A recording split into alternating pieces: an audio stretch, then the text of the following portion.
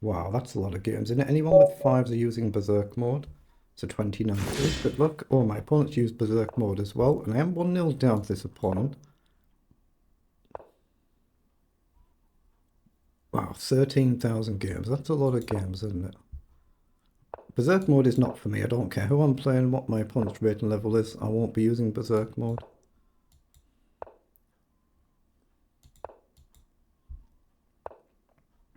Okay, I'm just going to castle here. I'm going to go pawn up and pawn up or pawn up or bishop up. Okay, let's take. We just need to get our bishop into the game. So let's come here. Knight up. We can get into a bit of difficulty in these lands when the rooks eventually get centralized on whichever squares they end up on. So I'm going to play an early c5, otherwise we might never get another chance to. Obviously, so he's going for that brute force mate attack. Now, I could potentially take here and deflect the queen. I've got rook across for knight to come back. So rook across, I'm going to play rook across just so I've got the option for knight back. If takes, I've got the option to take here as well. But then that's a little bit of a problem. So takes, I might have to go with the pawn. Let's just see. I could sack a pawn, I guess, potentially, but he has gone straight for it. Okay, so I'm going to drop the knight back to cover. The knight comes in, so what's the idea? Maybe a really quick sack, maybe. Okay. I think I'm going to take that pawn. If I'm blundering, I'm blundering. It's fair enough. I'm going to play knight forward, I think. Let's just play knight up and hit that knight. Again, that's clearly a big threat. That's a threat. I'm hoping I'm going to move like queen up. Mind you, knight takes, queen takes, knight check, takes. My rook does cover. Okay, the knight's come across. So we have knight over here or knight back. Knight back to double hit this knight. Knight across, knight across. I think I'm just going to drop back though. We double hit the knight now. He'll take or he'll play back, for instance. And maybe rook over, I'm not sure. Yeah, he's gone back. So let's play our queen up and create our own similar threat. Try and just get the rook across somewhere, but I'm not sure yet. Actually, I've got to be really, really careful here though. I'm just noticing ideas like rook across, hit the bishop and hit the pawn. Okay, the queen covers right now, but if the queen's deflected, that's a problem. But I think I like the idea of rook across creating another threat here. Does it matter which rook I move though? Here, here, I've still got this option, right? I'm going to play across and just create the obvious threat. So gain a knight, lose a queen, gain a queen, lose a rook. I don't think I've got any compensation for that. So let's just maybe play the other rook across. Obviously, bishop could come up at some point. I'm aware of that concept. Right, does it matter how I take then here? If I go with the bishop,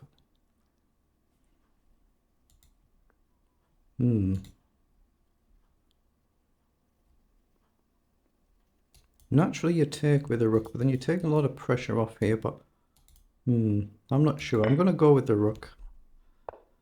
Okay, it does come across offering a trade. Now, does it matter if I take? Pawn takes looks sensible for my opponent, doesn't it? But knight back here to deal with this knight. That's very, very annoying, that knight. Takes, takes. I don't see a great move, but I don't like that knight being here, hitting this pawn. So I'm going to drop back. Very, very tricky position. This very tricky.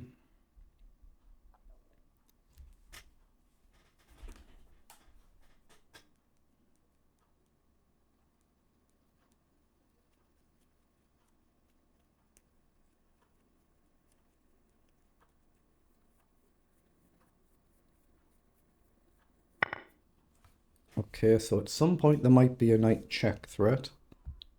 If you imagine picking up the queen and putting it here. So we've got to watch out ideas like this. So I don't want the queen left here. So the knight goes back.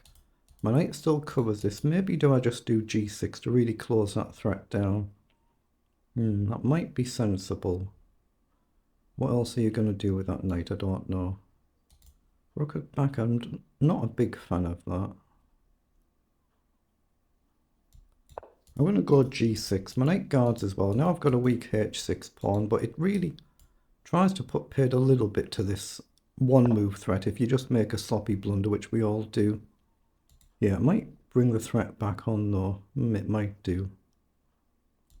Okay, does he really go for it and weaken his own f3 pawn? He might do. Then I've got queen up to attack. Here takes. Just ignore it and push on, but at least my knight does actually cover.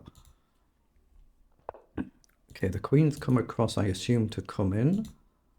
So what about our own queen across? Queen down, we can take. Again, does it matter which square I'm on, here or here? Here, I guess you've got this option. But here, I'm a bit more bogged down. King up, I'm not a fan of. Just a simple check. But I guess I could go f6. Is that really that bad? I don't know. I'm just going to go here for now and hit the pawn. Queen's a real menace. But right now, even if you sack the bishop, I'm covering with the knight. Oh, the bishop comes off, so we can maybe trade the bishop and then grab a pawn. But so you'll have to go with the queen, I guess, then. But it takes a lot of the threat off. My bishop's got no real attacking power there. Okay. So now I need this knight actually into play, somewhere useful. Not easy to do, though.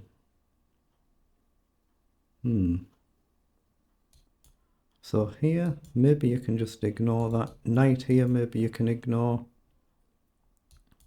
Knight across, knight up. Knight here, I'm not sure.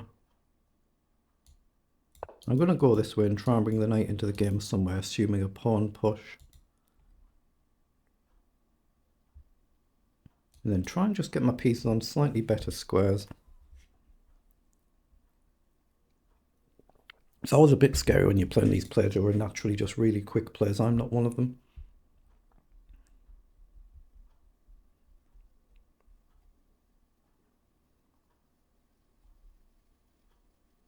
Obviously, we're just putting pressure on the pawn. It's just gentle pressure for now. If pushes, I think I can jump the knight to a better square. Probably c5, but I'm not sure yet. But then what do we do after that? No idea. Maybe I can ignore it and push, but then you've got a pass pawn that's guarded. That's really, really scary, isn't it? If I take, though, I'm in a heap full of trouble. Take, knight takes, and I'm just completely paralyzed. So if you push, I've probably got to move the knight somewhere or other. Or sack the rook. Just click anywhere on the board if you've drawn arrows and it gets rid of them. Let's get the cursor off the board so there's no accidental slips. So what do we do?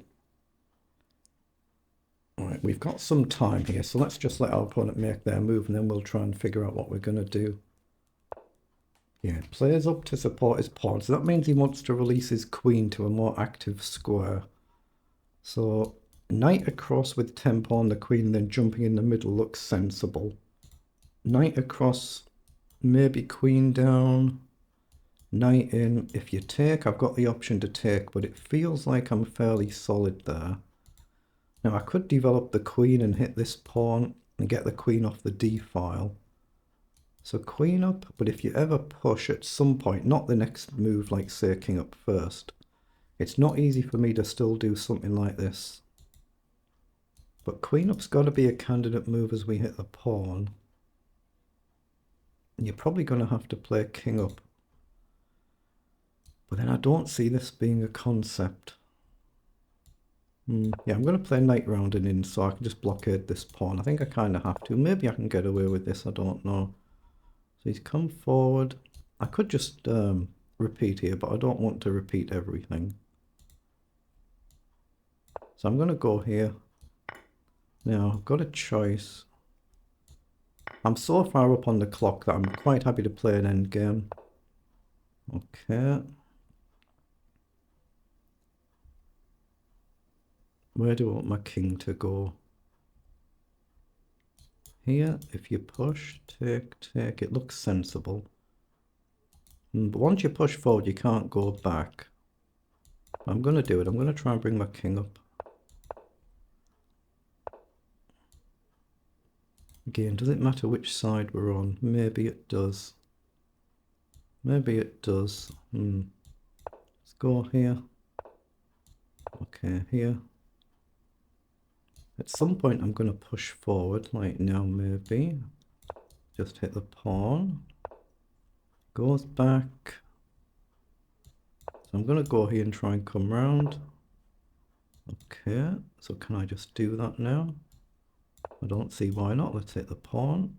If pushes, I assume I take in over as per good principles. So let's take. Let's check and then take. Because your king can't step forward. So we'll take. Now rook across looks very, very strong. Okay. Here, if you push, check, takes. If you take, I take, you step back, up, across, up, back. I think I'm actually winning if I do that. I think I am if I go here. If you push, I could always just take and then march on, I suppose. How do we do this? I'm going to do it. I think this is a threat. I think he's playing a bit quick here, so I think I can check and get the rook off, and I think this is winning. If you go here, I'm definitely in time to stop, so I'm going to play it. He's got it. Oh, he's just blundered. He's moved too quickly and blundered the game. He just moved too quickly and blundered the game under the time pressure.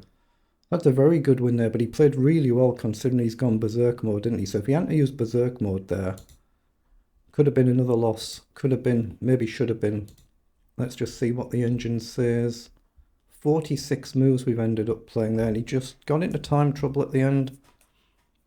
That's why whatever time control you're playing, you need to play at your the right speed for the time control. But clearly, my opponent's just using berserk mode. He's playing the whole tournament, I assume. So just the fun of the arena. There's nothing wrong with that. So yeah, we've basically got a flatline game. We're better here, so we must have blundered. We've had an advantage and then blundered at the very next move or made a mistake somewhere.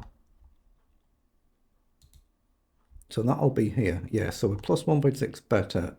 And the engine's saying we should have played f5 in this position. That's a very bold move, but it kind of cuts the diagonal down. It kicks the knight. So it was just a one move mistake, but we're still level. We're completely flatline until here. Completely level here. And then g4 is the losing blunder. So have we played this correctly then? So you can turn the engine on. You can actually set that if you want to. Click the little button here. If it comes on, it might not come on while I'm on camera now. Oh, it does there. But you can set it between 1 and 5 lines if you want to see more moves there. So you can basically take back with either pawn, essentially broadly the same. Takes, and again, rook takes is the best move. Is it? It's saying, yeah, it's fluctuating, basically the same. Throw the check in first or take immediately. They're broadly the same. I threw the check in first just because the king can't step forwards in one move, and it just runs down your opponent a tiny fraction of time. Across. So in this position, it's saying f4 is not one of the best moves, so this eval might change here. Let's see what it says. It could be the 4th move, I don't know. Oh, it's still not a bad move, is it? It's still around that +4 mark. Yeah, +4 now when you let it think, so it's still not a bad move. Pawn down, indeed a blunder. Rook check is the correct move, so I had worked it out correctly. Then again, the king has to come back to cut my pawn here. My opponent just getting into time trouble, just moved very quickly, but it's completely winning now for black. So I had calculated it correctly. I think I can collect this and then still support my pawn. So I'd worked it out correctly, and then obviously in time trouble we can just push on and make a new queen. So that was very good. So what have we done? 93% versus 86% accuracy. My centre pawn loss was 17. My average is 32. So like what my opponent has done here, that's basically like an average game for how I would normally play them. So very good.